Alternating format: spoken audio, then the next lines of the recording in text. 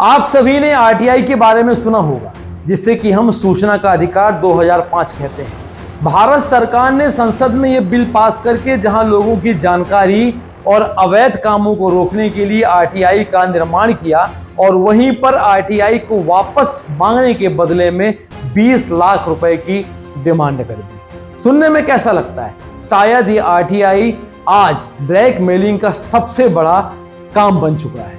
ऐसे लोग जिनके पास कोई भी काम नहीं और ऐसे लोग जो वास्तव में आरटीआई कार्यकर्ता हैं, वो आरटीआई कार्यकर्ता भी इन बिचौलियों के माध्यम से बदनाम हुए पड़े। ऐसे बिचौलिए जो कि आरटीआई के माध्यम से केवल ब्लैकमेलिंग का काम कर रहे हैं और उसके एवज में एक मोटी रकम मांगते हैं। आइए देखते हैं इस मामले को। इस मामले में आरटीआई वापस करने के बदले में 20 लाख रुपए की ही डिमांड कर दी गई।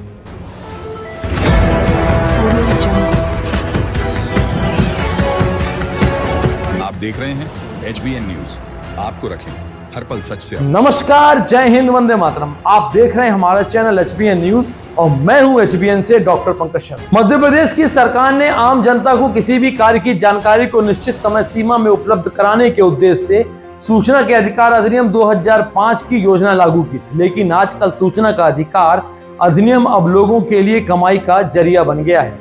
आमतौर पर ग्राम पंचायत में विभिन्न पदों पर आसीन बैठे व्यक्ति और आम जनता सूचना के अधिकार से आवेदन कर विकास कार्यों की जानकारी हासिल तो करते ही हैं, लेकिन कुछ मौका परस्त लोगों ने इस सूचना के अधिकार अधिनियम को कमाई का एक मोटा रास्ता बना दिया है। आरटीआई के जरिए सरपंचों और सचिव को ब्लैकमेल करने और उनके अनाप शनाप कार्य करने के लिए आरटीआई का उपयोग किया जाने लगा। ऐसा ही मामला एक वीडियो और एक ऑडियो अनूपपुर जिले के जतहरी क्षेत्र अंतर्गत कुकरगौड़ा पंचायत से आया है, जहां उप सरपंच के पति शिव कुमार गुप्ता ने आदिवासी सरपंच के पति भरत सिंह से 20 लाख रुपए की डिमांड कर डाली और ऑडियो में यह भी कहा कि हम कई लोग हैं और इस पैसे से सभी को मैनेज करना पड़ेगा। 20 लाख तो कम है, बल्कि शिव कुमार गुप्ता ने ऑडियो में यह भी कहा कि सब लोग मिलकर 50 तक की डिमांड कर रहे थे।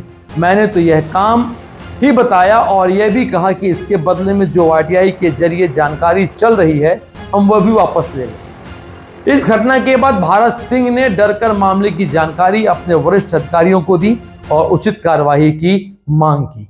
आइए जानते हैं और समझते हैं कि पूरा मामला क्या है। जिला मुख्यालय के जनपद पंचायत जतहरी के ग्राम पंचायत कुकुरगौड़ा सरपंच सावित्री सिंह के पति भारत सिंह ने लिखित शिकायत पत्र कलेक्टर एवं थाना जतहरी को दिया है। इस पत्र में उन्होंने उल्लेख किया है कि उस सरपंच पति के द्वारा मुझे झूठे मामले में फंसाने की धमकी दी जा रही है और उप सरपंच पति शिव प्रसाद गुप्ता ने फोन के माध्यम से 20 लाख रुपए की अवैध डिमांड की जा रही है, जिसे ना देने पर उप सरपंच पति के द्वारा फंसाने की धमकी भी लगातार दी जा रही थी, जिसकी ऑडियो क्लिप मेरे पास उपलब्ध है। वर्तमान में गांव के गरीब वर्ग के लोगों को उप सरपंच शिव प्रसाद गुप्ता के द्वारा बहला फुसला कर जन सुनवाई में भ्रष्टाचार का झूठा आरोप लगाते हुए शिकायत दर्ज कराई जाती है। सरपंच पति भारत सिंह ने मीडिया से क्या बताया और क्या आपबीती बताई, आइए इसके बारे में थोड़ा सा समझ लेते हैं। सरपंच पति भारत सिंह ने जब इस संबंध में मीडिया की टीम से चर्चा की तो उन्होंने बताया कि ग्राम पंचायत में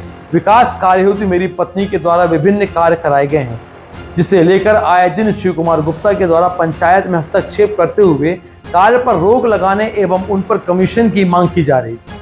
जब मेरी पत्नी के द्वारा उप सरपंच पति के बातों को नजरअंदाज कर दिया गया तो विभिन्न लोगों ने उप सरपंच पति के द्वारा जन सुनवाई में एवं सीएम हेल्पलाइन में शिकायत दर्ज कराई गई। इस संबंध में जब मैं शिव कुमार गुप्ता से बात की तो आखिरकार उनको क्या दिक्कत हो रही है, तो ग्राम पंचायत में विकास नहीं होगा तो आगे जनता हमें वोट क्यों देगी।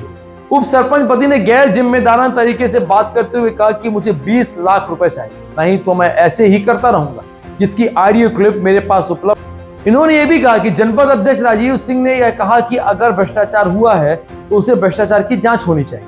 किसी के द्वारा अवैध वसूली की जा रही है तो मामले की तत्काल कार्यवाही करें। यदि आपको भी ऐसा लगता है और आप भी कहीं सरपंच, पंच और सरपंच या शासकीय नौकरी में है और आपको ऐसे आरटीआई कार्यकर्ता जो कि फर्जी रूप से ब्लैकमेलिंग का काम करते हैं, उसकी शिकायत बाकायदे आप थाने में कीजिए, बाकायदे आप आरटीआई के उच्च अधिकारियों से कीजिए या अपीली अधिकारी के माध्यम से इसकी शिकायत राज्य शासन को भी आप कर सकते हैं। यदि ऐसे ही मामले होते गए साहब तो विकास के नाम पे जो ठप्पा लगा है शायद वह ठप्पा ठप्पा ही रह जाएगा और उसमें एक विकास की जो सील लगनी बाकी वो सील लगना भी असंभव हो जाएगा। नमस्कार, जय हिंद, वंदे मातरम।